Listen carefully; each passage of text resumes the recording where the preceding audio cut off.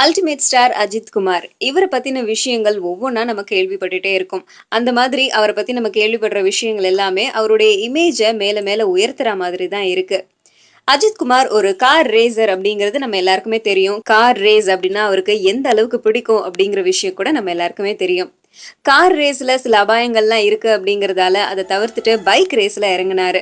Bike race மூலமா மக்களுக்கு நிறைய விழிப்புணர்வு ஊட்டணும் அப்படிங்கிறதுக்காக பெங்களூர் புனே ட்ரிப்பையும் மேற்கொண்டாரு. இந்த மாதிரி நான் பல ட்ரிப் பண்ணுவேன், மக்களுக்கு நிறைய விழிப்புணர்வு நான் கொடுப்பேன் அப்படின்னு சொல்லிட்டு இருந்தாரு. பைக் ரேஸ்ல இருந்தவரு திடீர்னு சைக்கிள் ரேஸ்க்கு இறங்கிட்டாருங்க. எதனால சைக்கிள் ரேஸ்க்கு இறங்கியிருக்காரு அப்படின்னா அதுக்கு ஒரு விஷயம் இருக்கு.